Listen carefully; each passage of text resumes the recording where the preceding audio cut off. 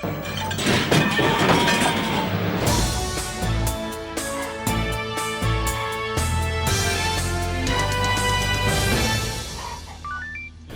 and welcome back to the Weird News, weather, entertainment, industry, radioactivity, and dragons.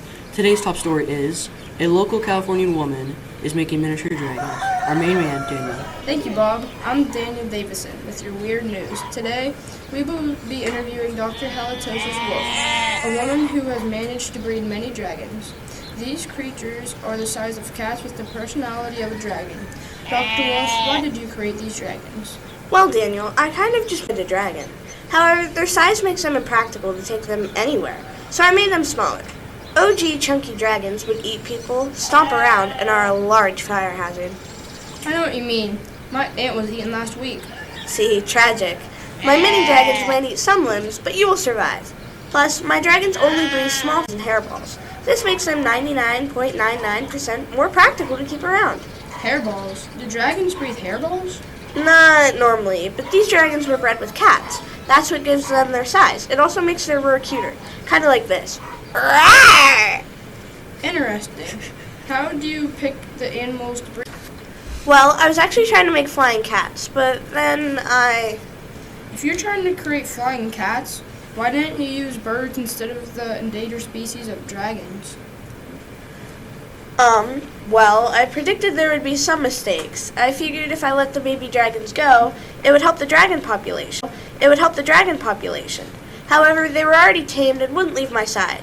So I stopped trying to get flying cats and decided to make miniature pet dragons. Is that the first time you've tried something like this? Well, have you heard of the turducken? Yes, those are delicious. Why? Not the food, the animal. I combined a turkey, duck, and chicken live animal. Oh, here comes one now. Well, it looks like we're running short on time. Is there anything else you would like to say? No, I don't think I do. Thank you for having me.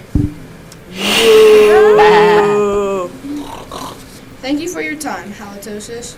Now, back to the studio where Bob is with our Cultural Liaison, Gregarious. Bob.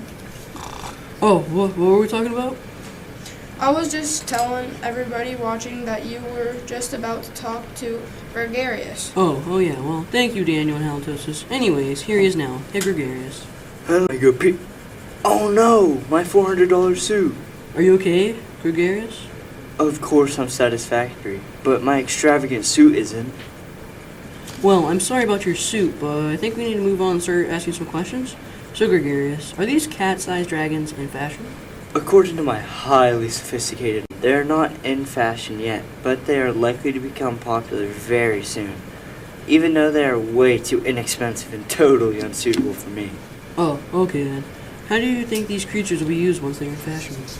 While these creatures will never be popular in my eyes, they will at least be good for the endangered species of dragons. I believe they will be used as scarves and headwear. That sounds awesome. Where can I get one? You can now buy mini dragons at most average pet stores, though some shops don't have dragons as they tend to eat other animals. Well, I may have to go buy one after this interview. Are there any popular ways to keep the dragons from biting people? Well, there are some clear masks for the dragons, but they are not at all fashionable. I would never need a mask because I am intelligent enough to protect myself from these miniature creatures. Oh, alrighty then. Well, I'd like to thank you, Gregarious, for letting me get your opinion on these miniature dragons. And on behalf of the entire studio, I would like to thank Gregarious, Halitosis Wolf, and our sponsors for making this episode of Weird News possible.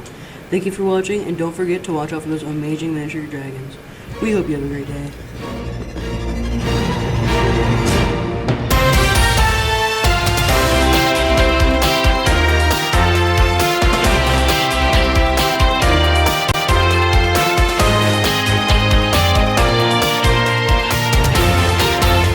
Thank you for listening to the latest Weird News broadcast.